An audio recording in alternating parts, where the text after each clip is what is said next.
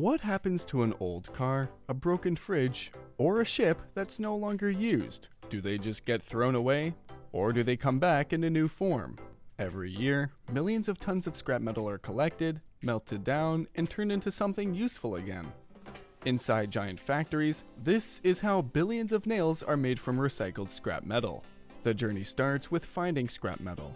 That means old ships, cars that don't run anymore, broken appliances, rusty bridges, train tracks, and buildings that have been torn down. They might look like junk, but they're actually full of useful steel. Instead of getting dumped into landfills, all this old metal gets collected so it can be reused again. In shipyards, workers take apart giant ships piece by piece, pulling out thick steel plates. On construction sites, crews remove steel beams and leftover wiring. Even junkyards and repair shops help out, sending in things like refrigerators, stoves, and air conditioners. These items may be useless on the outside, but the steel inside is still very valuable. Once the scrap is collected, it gets loaded onto big trucks, usually carrying around 25 to 30 tons of metal.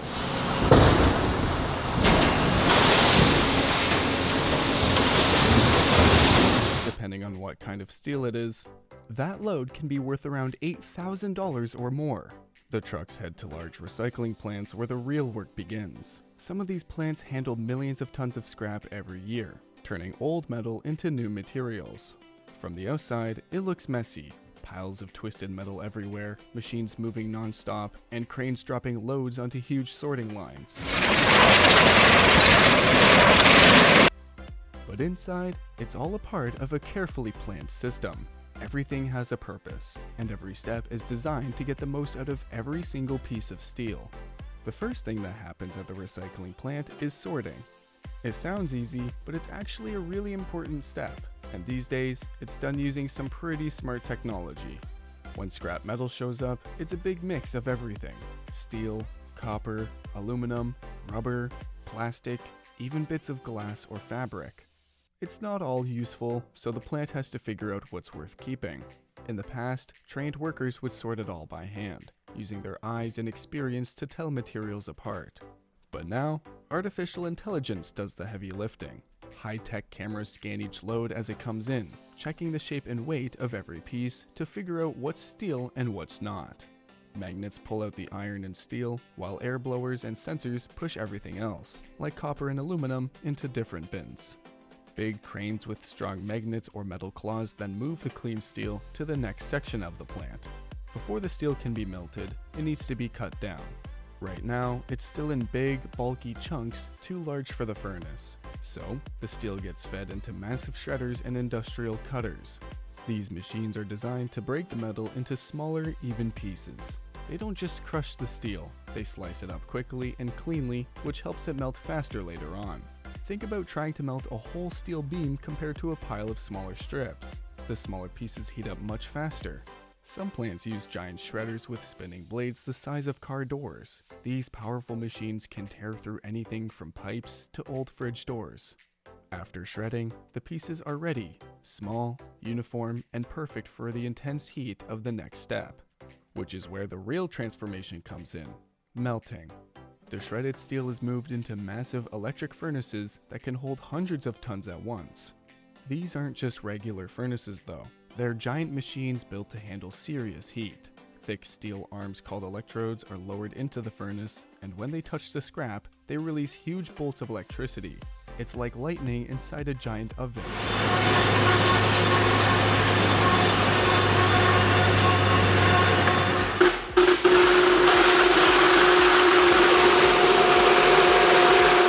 Temperature climbs over 1,500 degrees Celsius, which is hot enough to melt the steel in just a few minutes. That kind of heat is no joke, so the inside of the furnace is lined with special bricks that can take the punishment. These bricks are replaced regularly to keep everything safe. As the steel melts, it turns into a glowing, liquid metal, but not everything melts clean.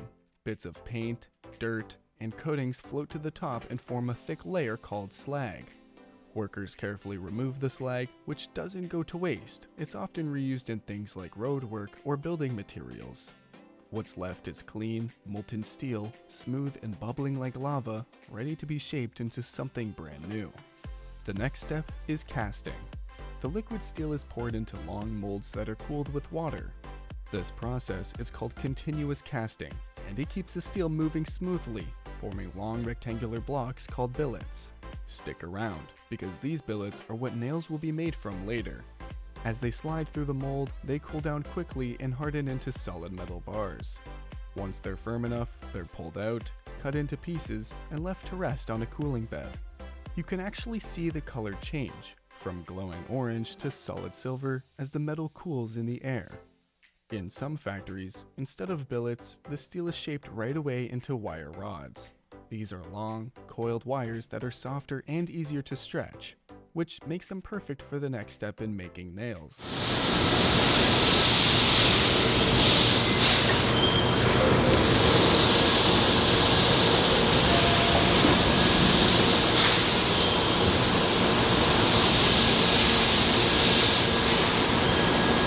Now that the steel has been cast into billets or wire rods, it's time to stretch them into long, thin wires.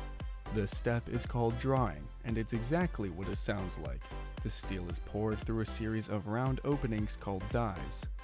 Each die is a little smaller than the one before it, so every time the steel passes through it, it gets thinner and longer. It's like pulling dough through a pasta maker, but way stronger and hotter. This process doesn't just change the shape, it makes the steel tougher too. The drawing lines up the internal structure of the metal, giving it the perfect mix of strength and flexibility. If it's too hard, it'll snap. If it's too soft, it'll bend too easily. Getting it just right is super important. Some factories pull the steel through 10 or more dies in a row, carefully watching the speed and heat at every step. When the drawing is done, the steel wire is strong, smooth, and ready to be turned into nails. Which brings us to the part you've all been waiting for, making the actual nails. The long steel wire is fed into fast-moving nail machines. These machines cut the wire into short pieces depending on how long the nail needs to be. Then, one end is hit with a hammer to make the flat head. The other end is sharpened to make a point. All of this happens in a split second. It's like snip, smash, slice, done. And it just keeps going. These machines run non-stop, pumping out thousands of nails every hour. Every nail looks almost exactly the same, and if one comes out wrong, it gets tossed out and recycled. In some factories, you'll see rows of machines all working at once, creating a never-ending stream of nails for every kind of use you can imagine. But we're not finished yet. The nails are shaped, sure, but they're not ready to go into your toolbox just yet. First, they need to be toughened up. That's where heat treatment comes in. The nails are then loaded into ovens and heated to very high temperatures. Then, they're cooled down fast, usually by dipping them in oil or water. This step changes how the steel behaves on the inside. It makes the nails stronger and harder so that they don't bend or break when you hammer them into wood, concrete, or metal. Without heat treatment, the nails would be too weak for serious work. But with it, they're ready for anything, from building a bookshelf to holding together a high-rise building. After the nails are hardened, they still need one more step before they're ready to be used, finishing the surface. Most nails are coated in zinc through a process called galvanizing. It's a thin layer, but it makes a big difference. It helps stop rust, especially if the nails are going to be used outside or in places with a lot of moisture. Some nails are polished until they shine, which is great for things like furniture, where appearance matters. Others get a special chemical treatment that gives them a dark, matte look. Some are even coated with glue-like resins to help them grip better when hammered in. Before any of these nails get packed up and sent out, they go through one last round of testing, quality control. This is where the factory makes sure every nail is up to standard. Machines scan the nails to check if they're the right length, the right thickness, and shaped correctly. Now finally comes the packaging. The finished nails are sorted by size and type, then packaged up. Some go into small boxes for everyday use, like the ones you see in hardware stores. Others are packed in large containers for big construction projects or companies that build furniture. From there, they're loaded onto trucks, trains, and ships that carry them all over the world. So the next time you pick up a nail, remember where it came from. Maybe it was once part of a bridge, a refrigerator, or even a ship. It's been melted, shaped, stretched, cut, hardened, and coated, all to start a brand new life. That's what makes recycled steel so powerful. It's not just about saving waste, it's about giving old materials a brand new job. And that's how billions of nails are made from recycled scrap metal, turning old, discarded steel into the tiny tools that help build the world around us. What surprised you most about this process? Let us know in the comments below. If you enjoyed this behind the scenes look, make sure to like, subscribe, and check out this next video on more factory processes.